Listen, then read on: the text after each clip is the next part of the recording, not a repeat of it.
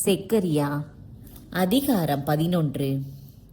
லெபனோனே, உன் வாயில்களை திறந்து வை. நெருப்பு உன் கேதுரு மரங்களை சுட்டெரிக்கட்டும். தேவதாரு மரங்களே, புலம்பி அழுங்கள். ஏனெனில் கேதுரு மரங்கள் வீழ்த்தப்பட்டன, ஓங்கி வளர்ந்த மரங்கள் பாழாயின. பாசான் நாட்டு கருவாளி மரங்களே, புலம்பி அழுங்கள். ஏனெனில் அடர்ந்த காடு வெட்டி வீழ்த்தப்பட்டது. அவர்கள் அலறி அழும் குரல் கேட்கின்றது, ஏனெனில் அவர்களின் மேன்மை பாழ்படுத்தப்பட்டது. இளம் சிங்கங்களின் கர்ச்சனை கேட்கின்றது, ஏனெனில் யோர்தானின் காடு அழிக்கப்பட்டது. ஆயர் இருவர். என் கடவுளாகிய ஆண்டவர் கூறியது இதுவே: வெட்டுவதற்கு குறிக்கப்பட்ட ஆடுகளை மேய்ப்பாயாக. விலைக்கு வாங்குவோர் அவற்றை கொன்றுவிடுவர், ஆயினும் குற்றப்பழி அவர்கள் மீது சுமத்தப்படாது. அவற்றை விற்பவர்களோ, ஆண்டவர் போற்றி போற்றி, எங்களுக்கு செல்வம் சேர்ந்தது என்று சொல்கிறார்கள். ஆனால் ஆயர்கள் அவற்றின் மீது இரக்கம் காட்டவில்லை. இனிமேல் நான் உலகில் வாழ்வோருக்கு இரக்கம் காட்ட மாட்டேன் என்கிறார் ஆண்டவர். இதோ, மனிதர் ஒவ்வொருவரையும் அவரவர் அடுத்திருப்பவர் கையிலும் அரசர்களின் கையிலும் சிக்கும்படி ஒப்புவிக்கப் போகிறேன். அவர்கள் நாட்டை அழித்தொழிப்பார்கள். அவர்கள் கையிலிருந்து நான் யாரையும் தப்புவிக்க மாட்டேன். அவ்வாறே நான் வெட்டுவதற்கு குறிக்கப்பட்ட ஆடுகளை வணிகருக்காக மேய்க்கின்ற ஆயனானேன். நான் 2 கோல்களை கையில் எடுத்து, ஒன்றிற்கு இனிமை என்றும் மற்றதற்கு ஒன்றிப்பு என்றும் பெயரிட்டு அம்மந்தையை மேய்த்து வந்தேன்.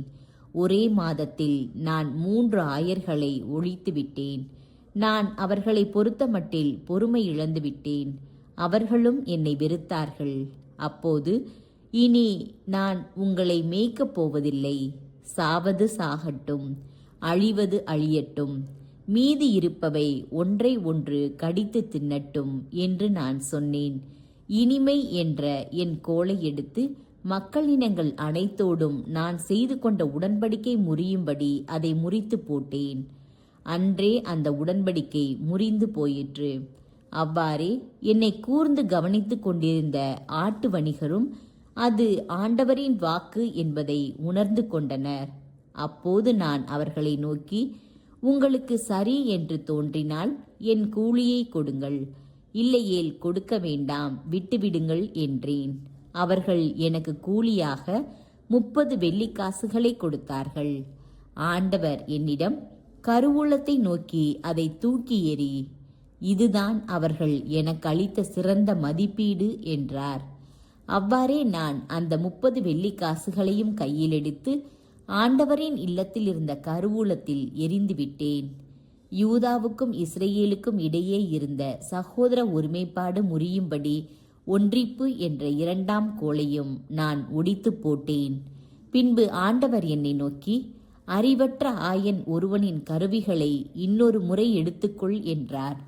ஏனெனில் இதோ, நாட்டில் ஆயன் ஒருவனை எழுப்புவேன்.